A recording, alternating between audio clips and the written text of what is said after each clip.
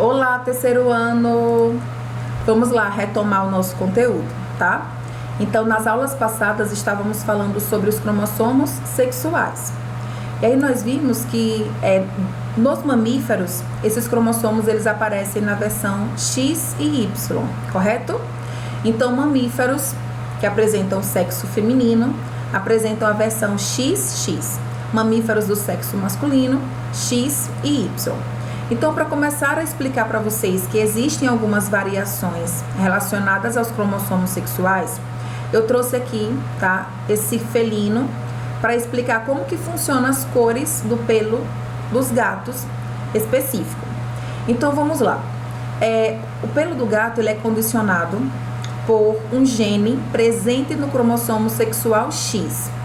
Existe uma versão desse gene que condiciona o indivíduo à coloração preto com branco. Existe uma outra versão desse gene que condiciona o indivíduo à coloração amarelo com branco. Então, como fêmeas apresentam as duas versões do cromossomo X, então indivíduos que têm essa coloração aqui são sempre do sexo feminino, tá? E como que são os machos nesse caso? Os machos eles irão apresentar uma ou duas cores no máximo, tá? Ou totalmente preto, ou preto com branco, ou amarelo com branco, enfim. Então, como eles apresentam uma única versão do X, esse X estará unido ao Y, correto? Então, sendo assim, ele sempre terá uma única versão desse gene. E as fêmeas são as únicas que irão apresentar essa coloração variada. Isso porque elas podem apresentar um X, conferindo a ela preto com branco, e o outro X conferindo a ela amarelo com branco. Então, sempre que vocês visualizarem um gato como esse, ou no vizinho, ou na casa de um familiar, ou na rua, podem ficar cientes que trata-se de um indivíduo do sexo feminino, tá? Existem sim algumas anomalias, mas são casos raríssimos, como é o caso da síndrome de Klinefelter. Nesse caso, o indivíduo ele pode apresentar as três versões, tá, dos genes sexuais. Assim como na síndrome de Klinefelter, o homem apresenta os cromossomos X, X e Y. Nesse caso, caso vocês tenham visto em algum lugar um gato com essa coloração, mas do sexo masculino, isso quer dizer que esse gato ele apresenta uma anomalia, tá? Ele vai ter o cromossomo X, que vai conferir a ele essa coloração total, e o Y, já que ele é do sexo masculino. Aí vale lembrar também que esses indivíduos, né, caso aconteça um macho com esse tipo de pelo, com esse tipo de cor, ele vai ser estéril, tá? Assim como na síndrome de Klinefelter.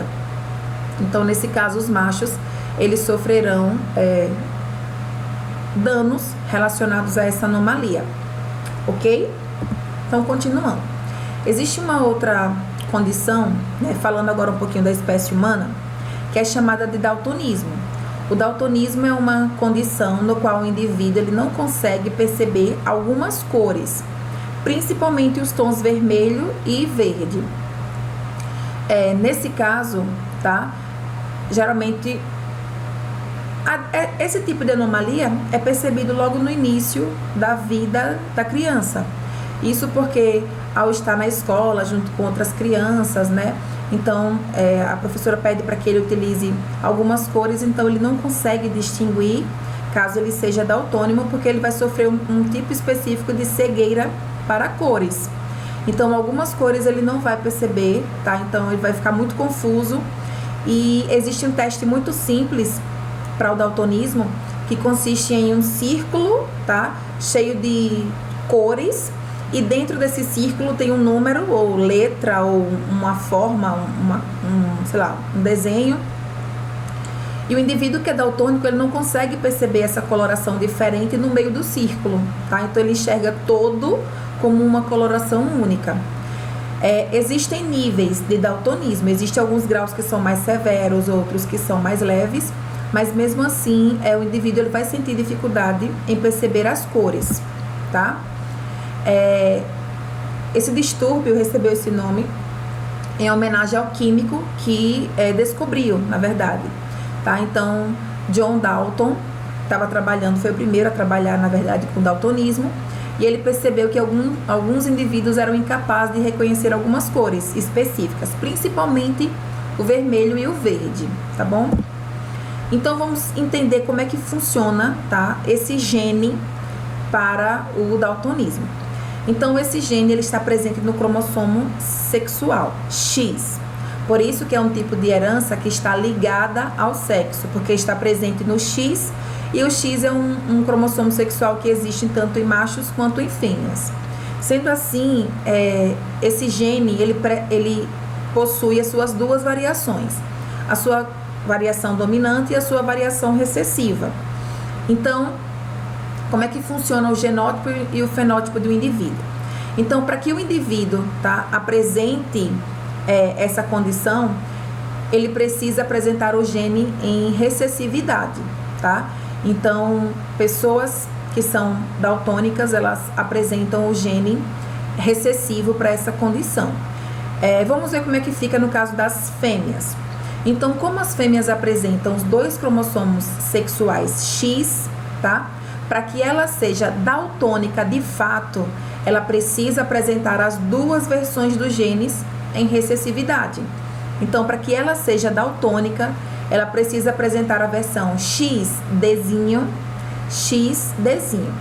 Outra coisa, quando vocês forem trabalhar com os cromossomos sexuais e herança ligada ao sexo, deve sempre colocar, né, essas informações unidas ao cromossomo sexual. Por exemplo, o X, ele deve aparecer na frente, indicando que é uma condição relacionada ao cromossomo sexual X, e o Dzinho ou Dzão do lado, tá? Indicando o tipo de herança. Então, nesse caso, a mulher daltônica, ela vai apresentar a versão XDzinho e XDzinho. Mas e se essa mulher tiver apenas um Dzinho e do lado desse Dzinho tem um D dominante, ou seja, um gene que não é do daltonismo? Então, nesse caso, a mulher ela vai ser apenas portadora. Por que portadora? Porque ela vai ter o gene, tá, do daltonismo, porém ela não vai expressar a condição, ela não vai expressar essa anomalia. Isso porque, como ela tem dois genes, é como se um acabasse salvando o outro, tá? Então, o gene dominante sobressai em relação ao recessivo. Então, essa mulher ela é portadora, mas ela não é afetada, tá, pelo daltonismo. E se ela apresenta a sua versão XDzão, XDzão, melhor ainda, porque a gente vai entender já já que todo menino, todo filho do sexo masculino, ele, caso ele venha a ser daltônico, ele só pode ter herdado esse gene da mãe, tá bom? Então, a mulher normal, ela precisa apresentar pelo menos uma versão do gene dominante, e a mulher daltônica, ela precisa apresentar as duas versões do gene do daltonismo, do gene recessivo. E os machos, tá? Nesse caso, os machos, eles apresentam um único X, tá? Um único cromossomo sexual X. Então, se esse cromossomo sexual X estiver com o gene do daltonismo, então ele vai ser o daltônico. Então, o homem normal, ele apresenta a versão XDzão Y, e o homem daltônico XDzinho Y, ok? Então, aqui tem um cruzamento entre os indivíduos, onde nós temos aqui uma mulher que não é daltônica, mas ela é portadora, ó. Percebam que tem o XDzão e o XDzinho do lado. E aqui tem um homem daltônico. Então, nessa condição aqui, todos os meninos, todos os filhos do sexo masculino desse casal só pode ter herdado o gene do daltonismo da mãe, uma vez que se ele é do sexo masculino, ele recebeu o Y do pai, correto? Então aqui, por exemplo, né? Esse homem teve um indivíduo, teve um filho do sexo masculino e ele é daltônico. Então, se ele é menino, ele recebeu o Y do pai, e se ele é daltônico, ele recebeu o X com o Dzinho da mãe, tá? Então, ele é daltônico. A mulher, para ser daltônica, ela precisa apresentar as duas versões. Nesse caso aqui foi possível, porque o pai é daltônico e a mãe é portadora, então ela recebeu um de cada genitor, tá? Esse daqui é um menino do sexo masculino, porém livre do daltonismo, porque ele recebeu a versão dominante, o gene dominante da mãe, e o Y do pai, então esse homem é normal. E essa mulher é apenas portadora, Porque se o pai é daltônico, ele sempre vai doar o X pro daltonismo para a filha, para a menina. Porém, a mãe acabou contribuindo com o X, que confere a ela a dominância. Então, esse indivíduo aqui do sexo feminino, ela é portadora, porém, ela não é afetada. Aqui eu coloquei algumas charges para vocês, que eu achei engraçado na internet, tá? Eu encontrei, achei interessante. Depois vocês dão uma lida com calma. E agora, a próxima anomalia, que faz referência também aos cromossomos sexuais, também é um tipo de herança que é ligada ao sexo. Isso porque também estará presente no cromossomo sexual X. Então, a hemofilia é um tipo de anomalia no qual o indivíduo ele não consegue coagular o sangue. A proteína, né, fator responsável pela coagulação sanguínea, está ausente nesses indivíduos. Então, eu coloquei aqui essa imagem mostrando como que funciona, por exemplo, né, um indivíduo normal. Então, imagine que aqui tinha um vaso, aqui é a parede do vaso, tá? Um vaso sanguíneo. Houve uma ruptura. Uma pessoa que consegue coagular o sangue, uma pessoa, né, que não sofre desse distúrbio, a proteína vai ser ativada e essa proteína vai formar uma espécie de rede de fibrina que vai capturar os elementos do sangue, os elementos figurados do sangue, e ao capturar esses elementos figurados, eles preenchem a abertura, evitando assim que o sangue continue extravasando, ou seja, o sangramento ele vai cessar, tá? Então, em um hemofílico, por exemplo, essa ruptura não vai ser preenchida, não vai ser fechada, e o sangramento vai acontecer de forma contínua, ok? Então, existem algumas situações que são inevitáveis, né, no nosso dia a dia. Então, por exemplo, o sangramento gengival, que é comum, né, em algumas épocas, sangramento nasal também é comum, dependendo da umidade do ar. Se for muito baixa, né, pode causar sangramento nasal. Então, imagine um fator como esse, né, que é algo que é comum em um indivíduo hemofílico. Então, ele pode sangrar de forma contínua, ok? Porque ele não vai conseguir coagular o sangue. Então, existem condições também como, por exemplo, a extração de dentes em crianças. Então, é uma situação que é inevitável, né? Todo mundo já passou por esse processo de arrancar os dentes. Imagine um hemofílico que não consegue coagular o sangue. Então, tecnicamente, ele vai sangrar sem parar, tá? Então, existe até uma data agora no mês de abril, né? O mês que passou, faz pouco tempo, né, que passou. Então, 17 de abril é um dia que é marcado pelo dia do hemofílico, que na verdade é uma forma de lembrar as pessoas desse problema que é grave, que portadores da hemofilia precisam de ajuda, principalmente, né, ajuda proveniente do Estado, no qual eles precisam receber essa medicação. Essa medicação é gratuita, só que, como vocês sabem, muitas vezes, como muitos outros medicamentos, essa medicação está em falta. Então, é algo que é essencial para a sobrevivência do indivíduo, né? Existem outras situações, como, por exemplo, o sangramento nos músculos, né? Que é o sangramento interno.